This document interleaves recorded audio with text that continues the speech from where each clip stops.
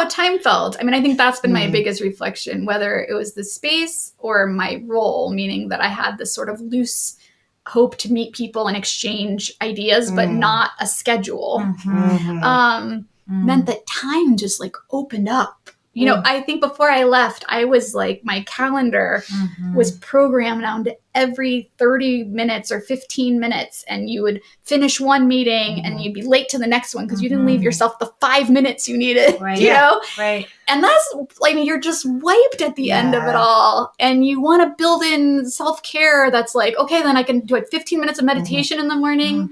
That's got to come out of like eating time or exercise, like a sleeping time or time with your kids or something. And this felt like, I mean, I feel kind of embarrassed to say it because it feels like, I shouldn't say embarrassed. I feel really privileged that we had the time. And I know that not everyone has it, but this was like, you wake up in the morning, the kids got themselves off to school, and then the day was just like open in front of you. And you're like, what do you feel like you need right now? And at first it was almost hard to connect with, like, what does your body need? Welcome to Are We Happy Yet? A podcast that seeks to answer the age-old question, why are we all so damn unhappy no matter what we do?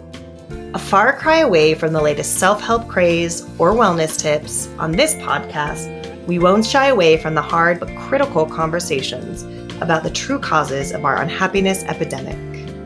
Join us, Hannah Buzzo, licensed therapist, and Jane Thatcher Hahn, licensed clinical social worker, on our journey to understand what will truly, finally make us happy. Let's go.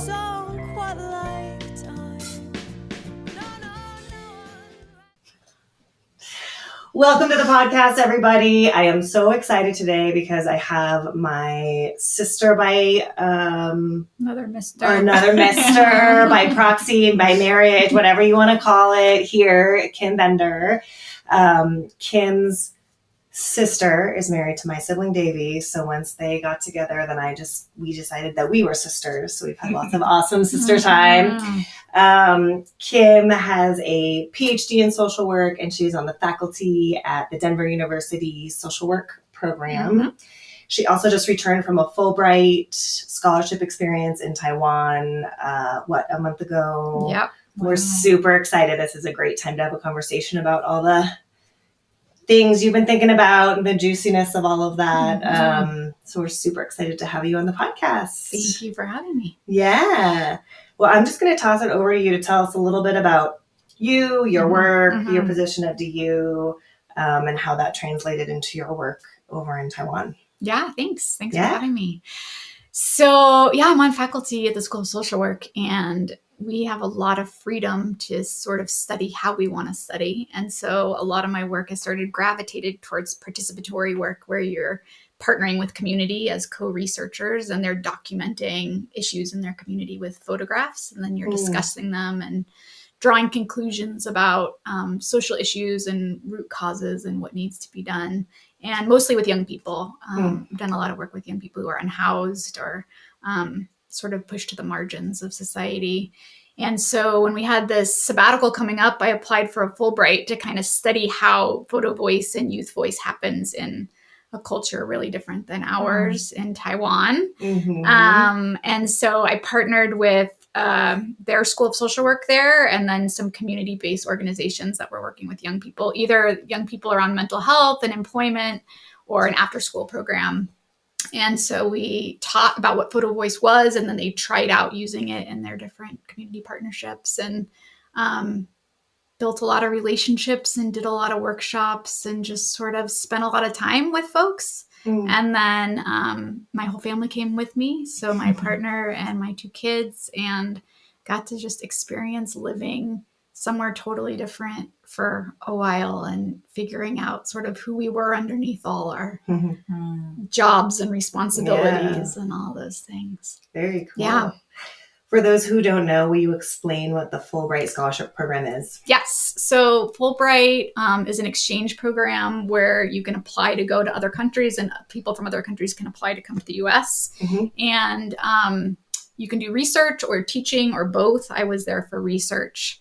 and usually go for 6 to 10 months, and you apply to a specific country or space you want to be in and sort of justify why you want to be there, and ideally have a host or someone who's willing to welcome you there. And it's pretty low stakes in terms of your exit to leave there is just sort of, what relationships did you build? What did you learn? Or how did you understand things differently? And who will you stay in touch with when you're gone? And I think it's really about building relationships and understanding across cultures. So very cool. It was awesome. Yeah. So they kind of pay for you to be in that space. They paid for the kids to go to school, which was a huge help. And they give you like a little stipend for food and travel. And then they kind of leave you with a lot of freedom to engage.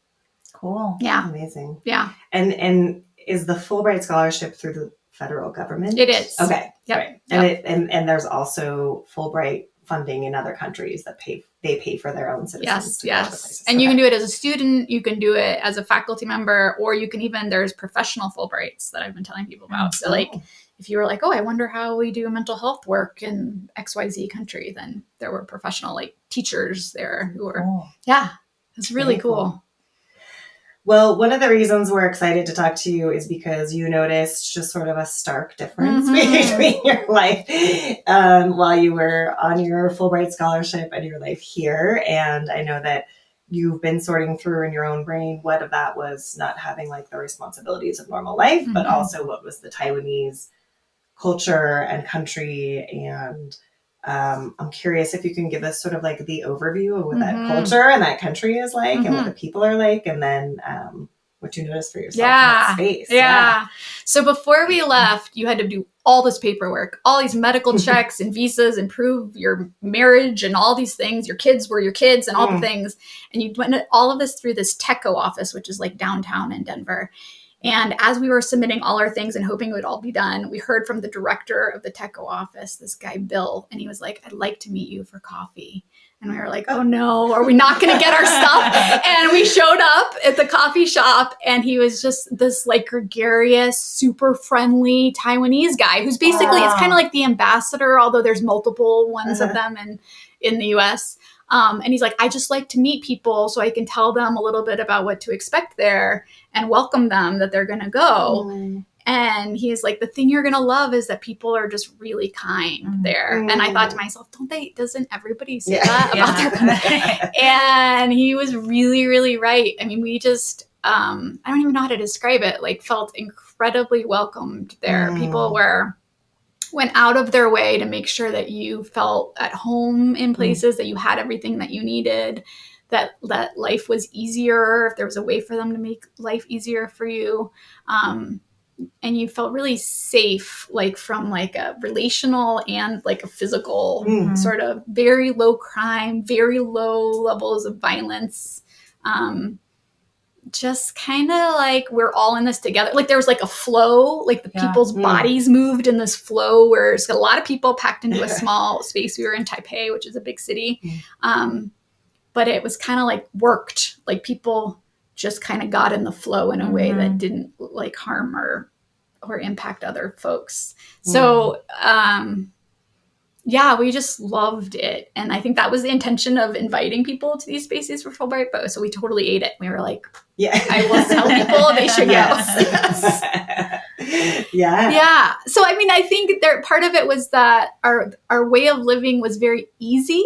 We just sort of, you could get anywhere you wanted to get really inexpensively, really safely, really smoothly. You'd get on the high-speed rail, even leaving the city between cities were these high-speed rails. So you could get somewhere that would take a couple hours to drive. In 45 minutes, you'd be there. And you'd sit down in these comfortable chairs and you'd have your Wi-Fi and your plugs in. And then they would say, please talk in hushed tones so you don't disturb the fellow. And that's what, that's the epitome of be comfortable and consider other people. Yeah, you were talking before about the lines. Everybody would just line up and say, all right, here's my spot in the line. I'm not stressed that I'm not going to get on the train, or I don't have to push you, or I don't need to avoid you or be too close. And we were saying that's possibly different than I was just driving here and there was an ambulance passing me and everybody pulled over. And then as soon as the ambulance passed, everybody jutted out. And I tried to get into it, and this person just like flew right up into the back of me. And I was like, oh, they want to be ahead of me. Mm-hmm. And I didn't feel that the whole time. It felt kind of like we're all in this together somehow. Mm-hmm. And what did you notice within yourself? Like, was it odd? Was it strange? Was it nice? Was it relieving to be in that? Yeah, it was really amazing. You know, Trey and I, my partner and I both were a little worried we'd feel stressed being in a big city. Like neither of us had lived in like a really big urban area. And it's just really stimulating. I mean, there's a lot of cars and people and lights, and we're trying to figure out scooters. Like it's, and within the first couple of weeks, I could just feel myself relax into it. And I think it was because of the people, like the culture around how we're going to treat one another. Yeah. And I started like calming down in spaces, even places that were new and unfamiliar and where you weren't certain how things were going to go, which happens a lot, you know, when you're in a brand new place and you're invited to do a thing and you're like, I don't know exactly what this means or what's expected of me or what. And I don't know what there was exposure to that like reduced it, or more just this like very underlying sense, like people are not out to get you or to get theirs. They're just here to like be together, you know, to kind of like move in the same direction. And I felt my nervous system like really relax, like fewer internal thoughts about scanning and like apprehension and anxiousness, and a little more just kind of I've always wanted to be in the moment, like all my mindfulness practice. And I don't know, I was like, gosh, there's something about the context that makes it much easier to do that than in regular life here. Totally. Yeah, we were talking before we hopped on about some of the words I wrote down where there was like possibly like a scarcity, or there is a scarcity mindset perhaps in other countries, the United States, in other places where there's a feeling of like, there's not enough for everybody and there's not enough for me. And I'm not sure who all these people are and if they're out to get me. And we have sort of a rugged individualism as well that sort of drives this like, I can get it and I'm going to get to the top no matter what. And that's my goal. That's my job.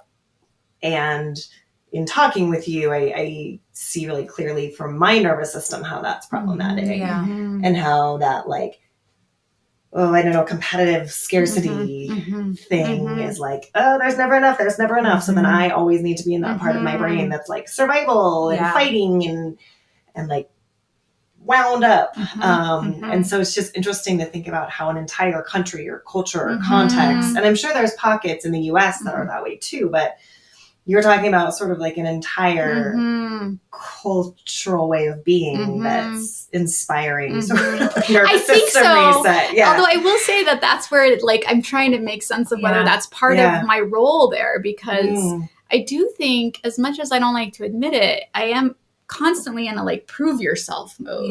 Everything about, especially in academia, is like you're labeled as an expert and you're here to share your expertise and you're mentoring someone who, you know, like there's a lot of hierarchy and there's a lot of imposter syndrome where everyone, wherever they are, doesn't think they deserve to be where they're and I felt relief from all of that. So certainly I was set up as a visitor who had something to offer, but the conversations were sort of like telling stories about the work I've done, the work you're doing, where you want to head, how things overlap, how they diverge, where it felt, I felt like I could show up so much more generously because I didn't need to prove myself or compete with anyone or negotiate who was higher and who was first and who gets more money or who gets more money, which is interesting. And who could ever know, right? For you, I mean, I'm sure you'll keep sorting through it, like what was the country and what was the context and what was the not having to work. But the overall point I'm taking is that when you have to be in competition, your nervous system, it's constrained, it's tight, right? It's constrained, it's tight, it's whatever the opposite of generous is. Well, and that's how time felt. I mean, I think that's been my biggest reflection, whether it was the space or my role, meaning that I had this sort of loose hope to meet people and exchange ideas, but not a schedule, meant that time just like opened up, You know, I think before I left, I was like, my calendar was programmed down to every 30 minutes or 15 minutes. And you would finish one meeting and you'd be late to the next one because you didn't leave yourself the 5 minutes you needed, you know? Right. And that's like, you're just wiped at the end of it all. And you want to build in self-care that's like, okay, then I can do 15 minutes of meditation in the morning.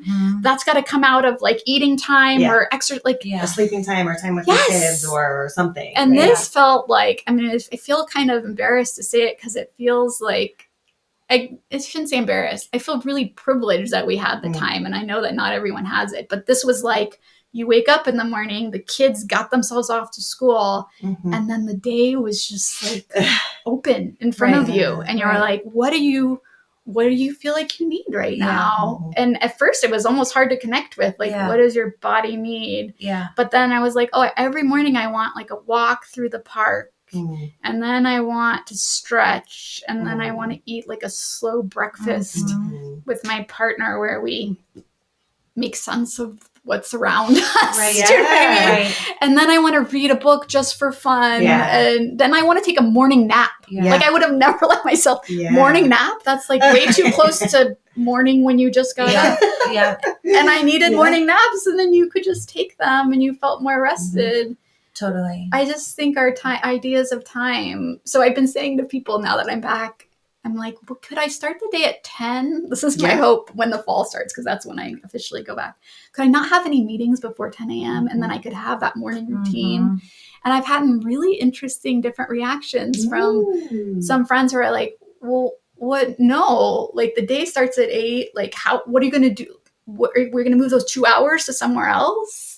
And then I was like, well, I'm not really on like an hourly job. Like if I could get my work done and I could do it well, but maybe just do a little less or commit to fewer things. So it's this kind of like, how do we rearrange our lives so that they're not something you have to like escape from so dramatically? Totally. And I mean, I think you're bringing up a great point. And whether it's like being in Taiwan or it's being away from the structure, who knows, right? Like maybe it's both, probably is. But, you know, the whole name of this podcast, Are We Happy Yet? Of this like thought process of, you know, with clients and friends, I mean, the way you're describing with the calendar scheduled 15, everyone is saying this, right? Like everybody I talk to, my clients are saying that. It's like, of course you're anxious. Of course you have a headache. Of course you're disconnected from your body and your partner. Of course you're exhausted and tired and angry. But I think the difference is then we are programmed, internalized to be like, well, what's wrong with me? But it's like the system is not set up for us to do what our true nature is, which is like, do I feel tired? I'm going to sleep. Do I feel like I want to walk in nature? Then I'll go for a walk. Versus every 15 minutes, you're on the schedule doing meetings. It's wild. Yeah. And you can always do more. And it's always tied. I was talking to a good friend of mine that's in private practice. And she was saying, gosh, if I really had my way, I would see maybe 15 clients a week. And I would leave space that at the end of the day, I could be with my family or I could help make dinner or whatever it is. But I can calculate for every client I don't see how that's going to impact my money. Like for her, it's very obvious. For me, it's a little less clear. But I think this idea that like we should always be trying to make more money. We should always be moving up for like what purpose. So I was I was like, gosh, time is like the best resource. Like it's worth so much. And I think it's really hard for us to make changes that just agree, like maybe we'll need less. Totally. Or buy less, which is part of that's part of the model. Commit to buy less. Well, and it's what you're saying too. I mean, I've been on this whole process probably for the last year of like, I can't work as much as I have been. And I'm seeing 14 to 15 clients a week. And when I tell someone I'm going to play pickleball on a Monday, I get that feedback of, oh, I'm jealous. Or my dad says, do you ever work? Or you're like, because it's this, you've always got to be making money, working harder, making more. I told Jane before we got in here today, like my journey is not the growth right now. It's just like living. Yes. And I feel sometimes, I don't know what you would say on this, being on this journey, but that I'm the crazy one, that I'm like, but it's just the way that we've been programmed. Right. And it's sad that we feel so wrong for like not turning every minute of our existence on this planet into money. No. And then the big question is, who does that benefit? Right. Who's getting something out of that? And I know that's not super black and white, but... right. You make more money so you can buy more things, and then which benefits someone else. Who owns... Then, right. Ultimately goes up to these uber wealthy who are becoming more and more uber wealthy. Yes. I'm rereading 4,000 Weeks by Oliver Berkman. Such a good book. Yeah, have you read that book? Mm-mm. Okay, Oh, you so have concept to. is, I have it. I'll lend it to you. The concept is, the average person, if you live 80 years, will have a total of 4,000 weeks. Yes, somebody's been telling me. And one of the things that he reflects on, and I don't remember exactly who the statistics around it, but we'll link it in the notes, is that during the Industrial Revolution, they thought that the new age of humanity was going to be working about 15 hours a week, and that the real challenge would be how will we fill our time as human beings. And here we are, years and years later, even more, maybe not more, but stressed out in this very specific, unique way, overworked, unable to pull back, very much in a product-oriented, productivity-oriented society. And I'm curious, are the Taiwanese, like, what's their orientation? Do they also have an orientation towards productivity, or? Yeah, I mean, Taiwan is interesting because, and again, this is only my understanding after being there for 6 months, so I'm at the baby understanding of it. But I do think it's capitalist. They're very proud of what they achieve. They're really like a tech center for the area, so they put out lots of microchips and do well for themselves that way. Education's very important. Education's very, like, testing is very important. Climbing that ladder, going away to all the Ivy League schools in the U.S., like all of that. Faith and prayer are very important. And you would often go to temples and you would see sort of young people write their name and their prayer for, like, getting into their schools, and then a list of the schools they'd apply to. So it was like, very, very important to their families and to them. So there was a lot of that. And that's why I think maybe being a little on the outside of it, I got to sort of experience the freedom and the good things about, the culture. There's, older folks are everywhere. They're in the parks doing Tai Chi and taking their grandchildren to school on the back of their bikes. Like, it's very, like, beautiful without without going through the school and work pressures that I think are still there. And though, I don't know, there was something in academia there. I think there's a little bit more, like, centralized system. So, like, policies are passed down and there's a little less competition across all the universities. So it's sort of like, we've got to figure out how to accommodate this new rule and meet this new thing. It felt a little bit down a notch from our US, like, frantic. And then it was interesting, as you were talking, I was thinking, gosh, this, like, growth, produce more, do more, spend more. I feel like I've been reading a lot about our ecosystem and how that's just not a sustainable way for us to live on Earth. And when we traveled, our last place to travel was New Zealand at the end of this, which was not on our plan. And I was just like, wow, it feels like you're stepping back into this place where somehow they've protected this land and this way about going about, like, we're thinking differently in our relationship to everything. So I just feel like this idea of, like, ramping up is at all levels, and it's going to burn us out, not only individually, but the planet. That's an interesting way to think about that pressure just squeezing it on everybody. And of course, we're going to feel it. But we are feeling it's like 105 degrees today in Denver. But they always say, like, the economists are always like, growth. There has to be growth every year. But how can, stating the obvious, like, you can't grow forever. And there's limits, and we're probably there or surpass them, right? Yeah, but it's such a paradigm shift, I think, that we would reorganize our whole economic 100%. System to be like, what is the basic need that everybody, and how do we plan for that? It's a big question. It's a huge question. So I've been running this might be a tangent, but I don't think so, mutual aid fellowship with grad students. So we have to do, like, a field placement or internship. And instead of going to regular nonprofits, they're doing it in mutual aid spaces. And one of the students... what is a mutual aid space? A mutual aid space is sort of like a horizontal, like all decisions are made horizontally, and it's in sort of reciprocal interdependent care, sort of like how we come to be part of a community, and sometimes I have a need and sometimes I have something to give, but I'm not a client and a provider kind of model. So they do it in like an intentional community space is one of them. Mutual Aid Monday, which does like meals for unhoused neighbors once a week.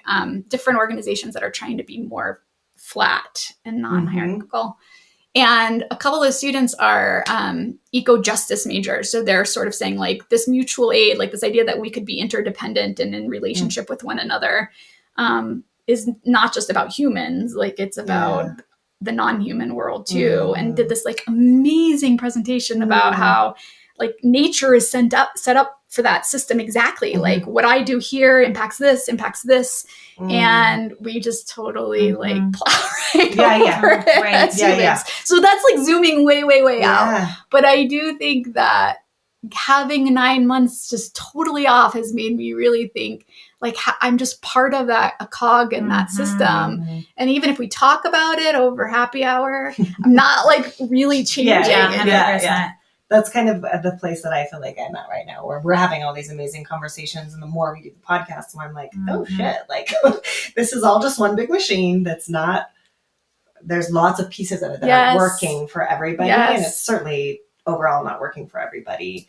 But how do you extract yourself? Right. Or how do you make a significant change? Or is the solution to just focus on your little corner of the world and make these little baby improvements? And like that act of defiance for me of saying, well, I'll make art instead of hustling, or I'll start my day at 10, or I'll play pickleball, or like, I mean, right now that's the best I've got. And I know there's more, and there's community organizing and there's more to be done. But for right now, there's that sort of act of resistance personally. Right? Yeah.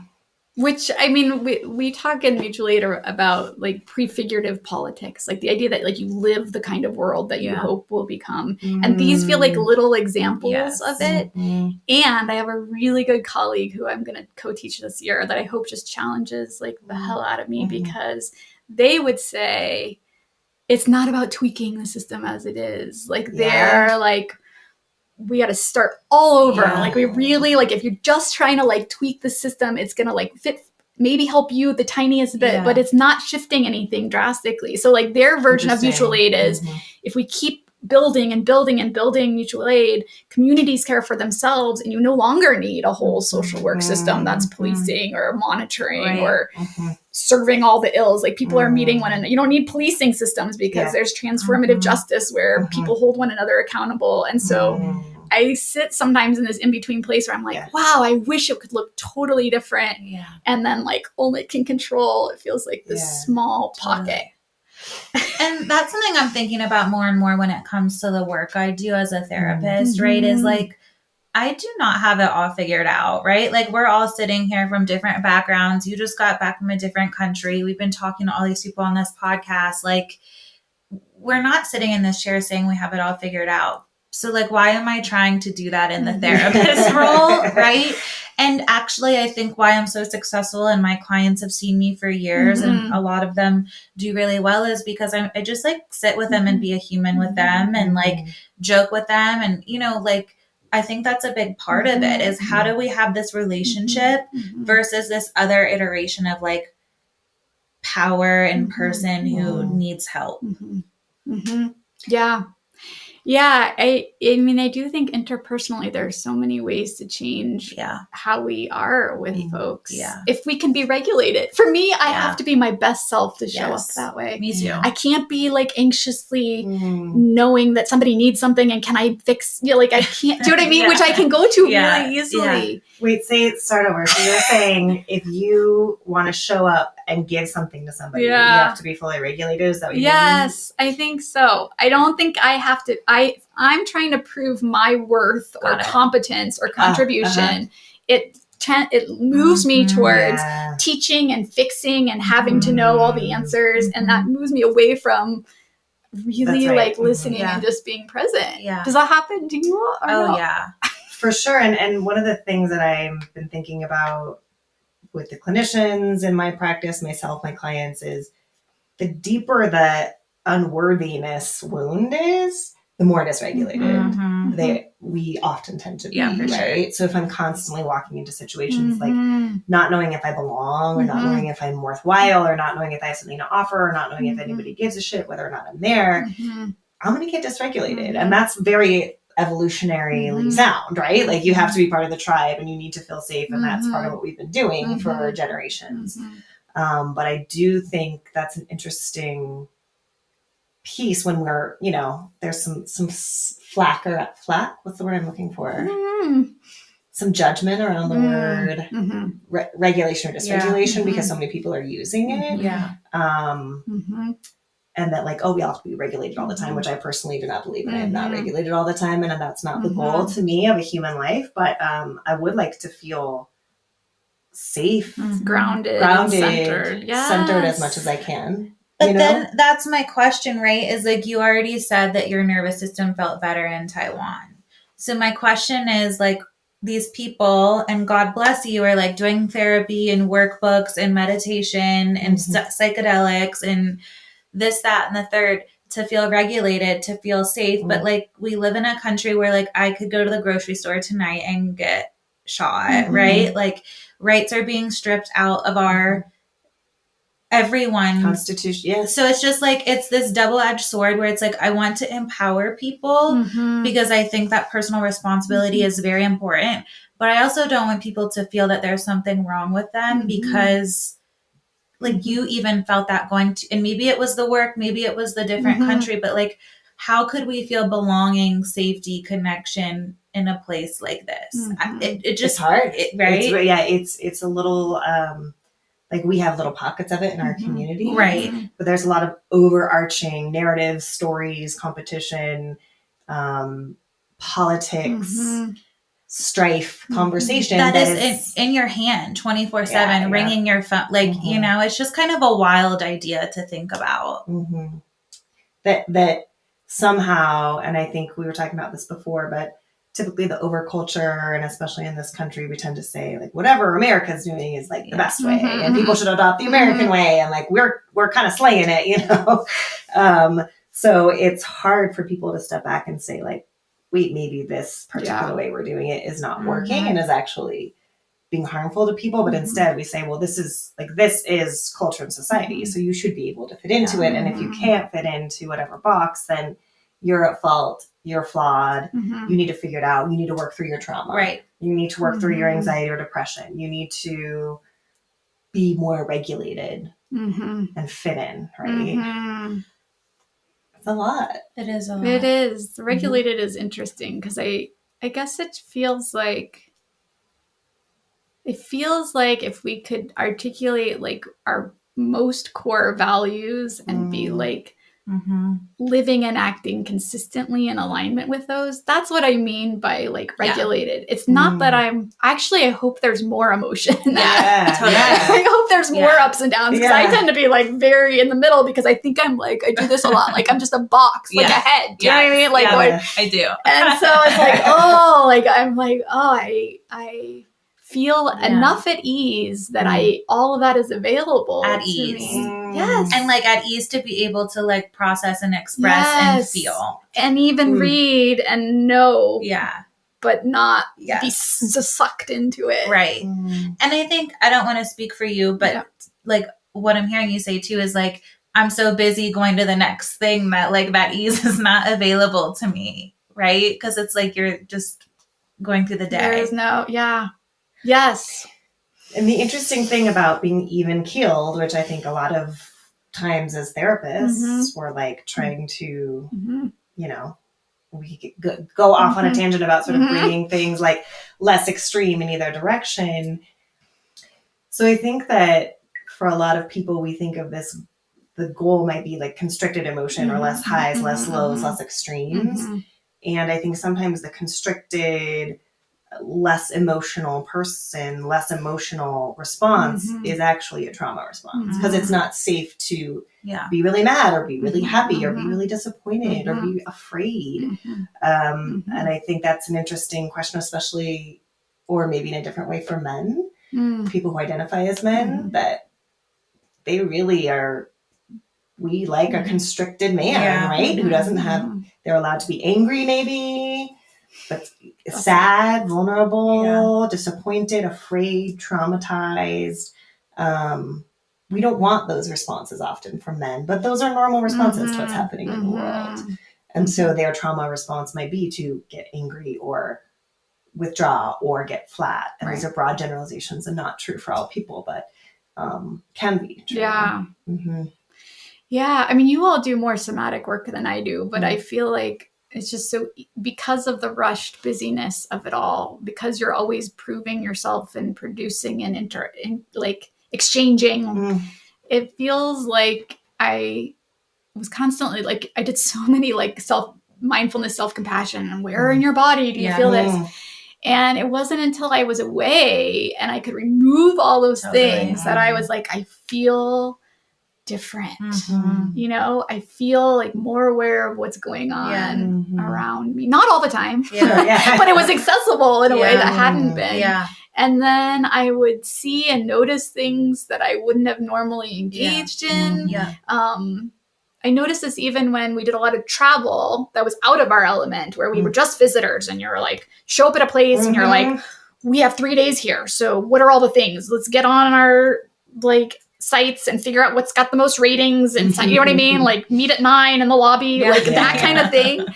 Felt so different than the day to day when we were in Taiwan, which was like, maybe we pick a neighborhood and we go explore like what looks good to eat, and we eat it, and then we like find a flower shop, and we there was something about like spontaneous exploration that I don't have any time for. Totally. Yeah, and how would you justify that time? You know, like you would have to say, like, you'd have to fit it into what's a box. Purpose family or something. time. Yeah, you'd have to fit it into one of the boxes that you're allowed to have time for, you know, like we're sort of starting to have time for self-care, but it's just another like job or thing to do, right? Like meet in the lobby at 9. It's like, oh my God, when does the tasking end? Right? When can I just like wake up and go to a flower shop and smell if that's what I want to do? Or, you know, I think it's just the way of doing things, like the ease. Like that word I think you said is brilliant. And I keep coming back. I know I keep saying the same phrase, but like, it's not baked in, right? So when things are baked into your culture and your life and your society and your job and then you're not making a choice to say, okay, I'm going to set aside time to wander and go into bakeries and buy flowers. And I'm setting aside this time. But in some cultures, and maybe historically more, there was more of that baked in, like, there's personal time or there's play. And obviously in some situations and cultures and times in history, there was none of that. But I think what we yearn for is at least some time that's baked in where I don't have to try. I don't have to schedule it. I don't have to say no to something else. You know? But then, so this is what's been my solution since I've been back and no one's taken me up on it, is that it's like you have to schedule that time. So I was like, why don't we have a first Saturday dinner potluck, right? Whole neighborhood, anybody can come. You don't have to come if you're not like organizing. Love just it. come. Because I feel like, it's weird. It's this weird tension between not wanting to be overscheduled, or if we're all going to be scheduled, scheduling the unscheduled. Scheduling, yes. Totally. Do you know what I mean? Yeah. And that's but I don't know that it works. I don't know. People are, I found hesitance from a lot of folks who are like, oh, I feel like, I don't know if I can commit. I don't want to commit to a thing. I don't want to say I'm going to come and then I can't. I guess is all like feeling like, I don't know. Too full. You know? What other things have you noticed in your transition back? How's it been? We're just really busy all of a sudden. And I'm not even officially back at work yet. So I'm buying more things. We didn't buy anything. While we were gone, Taiwan, you live in very small spaces. And so all your social gathering is like outside the home. Like a lot of meeting in parks, a lot of, like they had like board game cafes where you just go play games. And I know it was, and so, but you didn't entertain a lot and you didn't buy a lot of things. You didn't have a lot of space. So we brought our 2 suitcases each, and that was like all the stuff. Wow. And then ever since I've been back here, I don't know. I mean, there's all these cute summer dresses that are popping up on my social media. Do you know what I mean? Totally. They know you're back, girlfriend. Yeah, I'm back. I do. They're like, Kim Bender, she's back in the stage. And you hover too long. You don't have to click. You hover too long over it, and 3 more pop up. I think I was off social media, and that's a huge part of it. I was really off of that for a long time. And so, I'm buying things. We haven't even unpacked like all the stuff that we'd stored away. And I'm like, I'm slipping back into some of that, into feeling scheduled and wrapped up in buying things. So fascinating. And I'll steal your word, like, just how baked in it is to our culture. Like, it's probably subconscious in us, right? Like, it's just wild. It's interesting to think about what stimulus we're just responding to, where I'm like, I definitely need that tank top or that dress or that pair of shoes or but why? I don't know. I think when we were listening to this, we did just take a week in the mountains, and I was like, oh, this is my, like, I can feel it's like a return. I was like, oh, it's fresh air. Everything was super green. We were on like the western, like over by Grand Junction. Everything was like, or Cresta Butte. It was beautiful. And we were in nature, and there's hardly anybody around. And it was just my partner and I, and we had like expansive amount of time to like just talk and experience and things. So I feel like there are ways to create some of that. And I can feel it immediately. But in regular life, I just don't know. It's so hard. And not to be like a super Debbie Downer, but this is what I've been thinking about. Like, I'm like, I'm going to like get weird here, but I'm like having to grieve, like, okay, like me and my fiance, like, don't get like this connection that we crave. And we did a similar thing this weekend where we put a lot of the responsibilities on the back end and how to say no and disappoint people and deal with hard feelings. But we've just been longing for that. And it's like, oh my God, because of the lifestyle we live, and some of that is choice and some of that is just the expectation, like we're missing out. And I feel that in a lot of times my work, my friendships, my family, like how much we miss out on in pursuit of what we think we've got to do, you know? Yeah, it can feel like you're like a shell. It can. You know? And that's, before I left, I was in too many roles and too many responsibilities. And I felt like a success to just show up where I was supposed to be at the right time, but I was like a shell of myself. And I think it affects our relationships and our relationship with ourselves and sort of how whole we feel. So I think the answer is do less. I mean, I think that honestly it's just too much to like spread our energy and our attention all those places. But it's like how do you do, what do you move out? What do you say no to? Yeah. And I know you're still shaking this out because it's only been a month, right? And you're already busy. So it's like goodbye bathing suits. But like, what would you say, like your biggest aha awakening of like the role of culture on mental health? Yeah. I mean, you know, in our work here in the US, we've been talking a lot about white supremacy culture and the need to always perfectionism and the need to always be producing and the need, like all of those pieces. And I think it was sort of like always aware, always being talked about, but still always doing. I mean, we were mostly still doing all of those things. And there was something about separating and just surrounding myself in a whole different space, and actually wasn't talked about as much explicitly there, which is interesting. Like, you know, the genocide was starting in Palestine. Like there's a lot of like social justice issues going on. There was a little, at least in the circles I was in, less overt conversation about a lot of it. But I felt like we weren't practicing all those white supremacy norms in the same way, you know, like we were living a little bit differently. And I don't know, I guess I'm still sorting out how you hold on to that, because we're such social beings. I mean, belonging is like so central to like what fills me, and to feel like you're behaving or setting your life up in a way that other people are judging or don't accept or think is, I guess, like what are the, maybe they think you're lazy or you're too self-absorbed or you're, I don't know, whatever it is. I don't know how to stop, kind of filter some of that and just kind of hold on to what we experienced there. Yeah.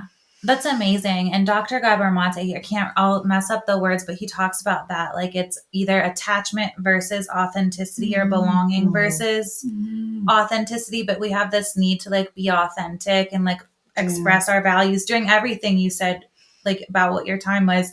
But we also have this biological need for attachment and belonging. And unfortunately, in a lot of cultures, those are competing interests. So we always have this feeling of being a shell or being in different worlds. Yes. So it's hard. Yes. And how do you surround yourself maybe not with people that are like doing it exactly right, but who are struggling and normalizing the struggle. Yeah. Or making it okay to try doing something differently. Yeah. Yeah. And how do we work with ourselves around like getting comfortable with somebody saying, well, I know you're being selfish or that's weird, or, you know, and I think we all have sort of different comfort levels with that ability to say like, that's fine. You know, I've had multiple experiences of being outside or judged or outside the culture. And so then I've also had the privilege of seeing like, oh, you know, people still show up for you. Like a lot of people will still rally around you and they won't all, you will lose people. But I think we may overestimate how much we're going to lose when we're a little different or we're getting judged. Like, can I be in relationship with you if you are judging me? And the answer is yes, because we're all always judging each other. And that's fine. I always think about like, the relationship with your family, you know, or your close friends or people, your coworkers, these relationships where you're, like you sort of don't have a way out. And it's so beautiful because you're like, all these things, here's my list of things like you could change. And you've got your list for me. And I know that, I know that you're going home and being like, oh my God, Jane, but you're still coming. You know, you're still showing up and you're still there. And so I think that's a piece we could all explore, you know? I do think pleasing and like seeking acceptance from other people when really, if you really know deep down that like a thing is right for the way you want to live your life, it shifts the focus from what other people are saying. Because you don't actually want acceptance, you want belonging. And those are can overlap, but can also be very different. I can accept you because you're like me and you're making all the same choices as me. But and this is just a personal definition, but if I belong, like you're seeing a lot of parts of me and you're still sticking around for that. For sure. Even though you don't have to. It's such good conversation. It does feel, it's nice timing because I feel a little like we've like moved in, like fallen through this little hole back into like plotted in. And I feel a little like I want to protect whatever that experience was and not just recreate the thing. And the things you all are noticing and talking about are a lot of the things that probably weren't making us happy before. But I'm feeling a little like pit of like, but I can't control all those things. You know, kind of like, okay, you actually, what do you have control? I mean, you can control how you show up in any given moment, and you can control a little bit about how you prioritize your time and how you sort of actualize the values that feel most important to you. Right. What parts do you want to protect of that experience? That feeling, you know, like I'll go back to work in the fall and I've been very disconnected from like the organization and the drama and all the things that are going, the gossip, all the things that are going on. And I've really enjoyed like space from all of that and feeling connected to the work, mostly just by the things that feel most meaningful, but not all the like noise that's around that, which amps everything. Yeah. And I think it goes back to the belonging conversation. It's so easy to get in the noise because it's what everybody's doing. And right? Yes. And seems to be what everybody cares about. Yeah. And so, but then when you strip it all away, which like we've had 6 or 7 of these conversations, I do have them like 30 times a week in my life. Like when you strip it all away, everyone feels this way. Yeah. So it's like, why are we all just like going on the monkey wheel or whatever it is? Yeah. And I don't know if it's too egotistical. Like I would love to like show up and try to like show up differently. Yeah. Like it feels a little like a reset. Yeah. You know, like, Totally. you could show up. Not that you have it all figured out, but if you could somehow stay in that groundedness with that energy, like could that not like reset and shift some of, I mean, we're not talking about like massive, these are like small groups of people. Yeah. And you regulate one another's nervous systems, right? It's not like that, but it's like holding firm with that. I'm almost hearing this like play or this dance between saying like, this is my time, this is my country and my culture and my time and place in history, and these are the people that I love, and this is what I am born into, and so I am going to do everything I can to like capture those moments and as much of that as I can. That's one part of it, and then the other part to me sort of speaks to the more rebellious sort of showing up, committing, making that the thing that matters. Not that your job matters or the money matters. The thing that matters is I woke up today and what I decided was I would show up as authentically as I could. I'd be brave. I would take risks. And like, that's the true life that's happening. And all this is just the noise. For sure. And that I'm going to commit to like the true life and the real things.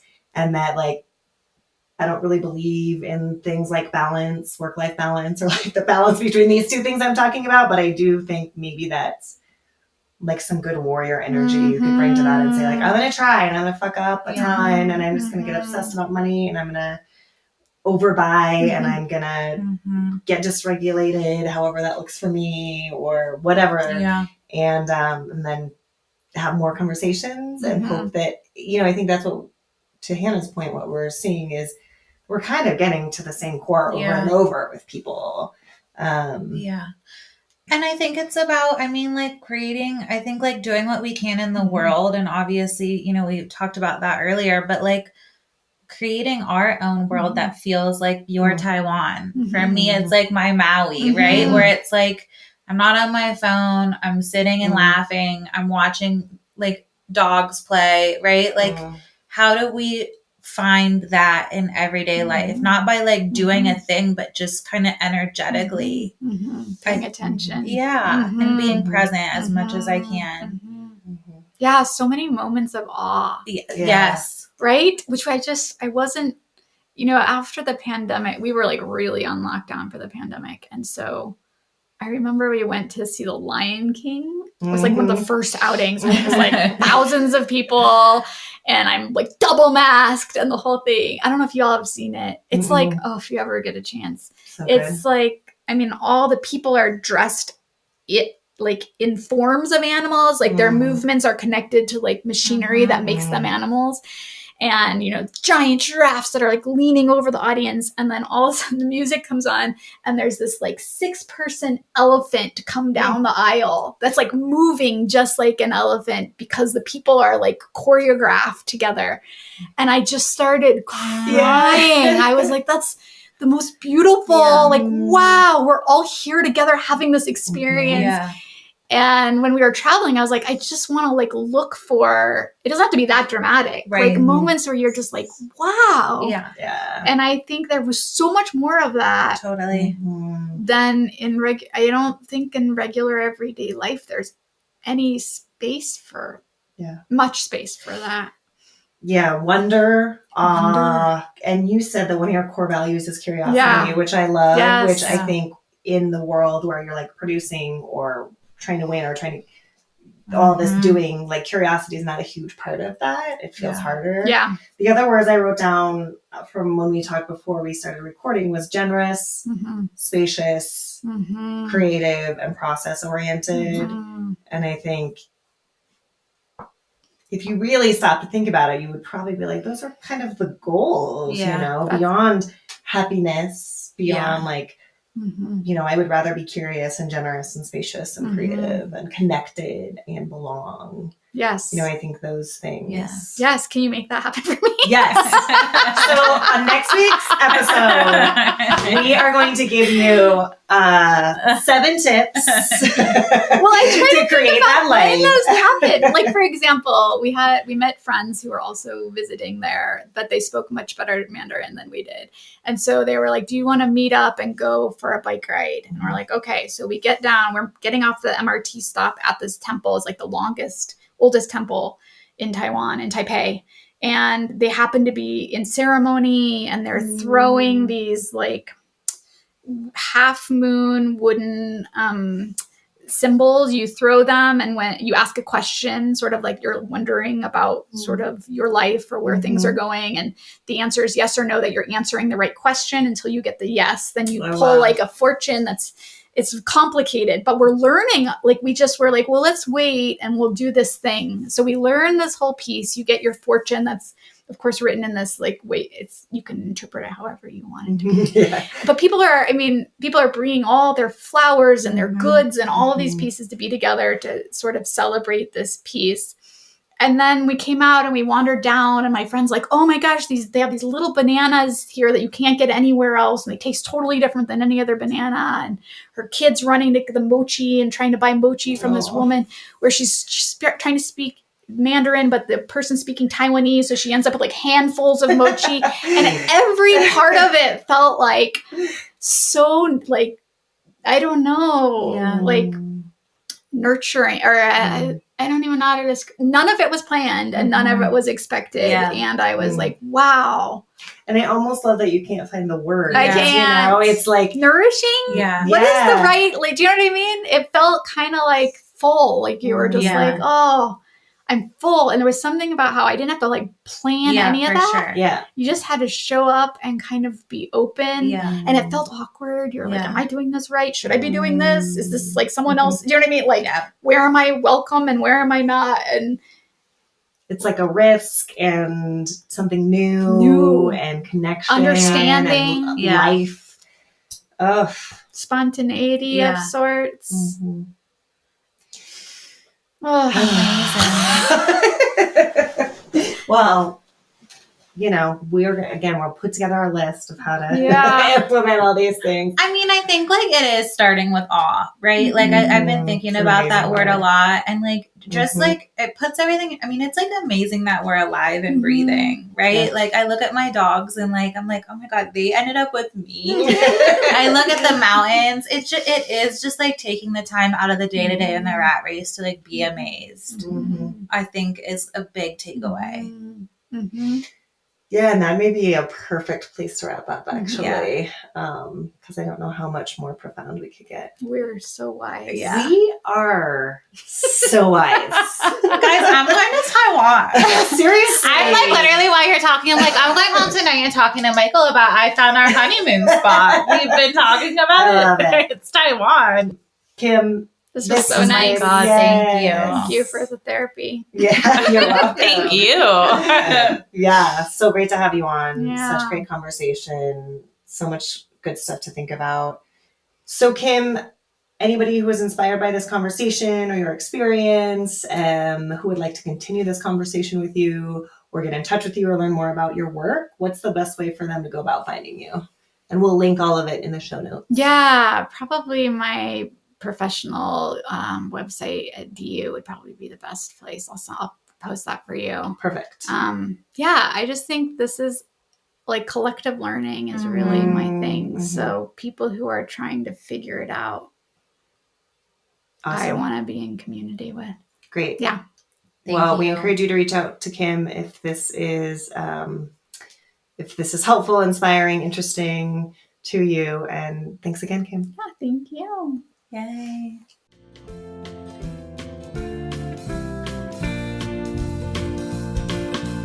You've been listening to Are We Happy Yet? A podcast brought to you by Green Roof Studios. This episode was produced, recorded, and edited by Jane Thatcher Hahn and Hannah Buzzo. All original music was written and recorded by the Jane Thatcher Band. For more information about the show, or to get in touch with us, please visit our website at www.arewehappyyetpodcast.com. Thanks for joining. See you next time. New clip. Yeah, it's super cute. It matches your shirt. I didn't mean to match like a 2-year-old. I think it's cute. I'm also going to wipe off this. Who knows what this part of my phone is seeing, Oh, it's recording off your phone. Yeah, I know. Oh, we didn't want to buy a fancy. We didn't do it. Yeah. We can save $1. We will.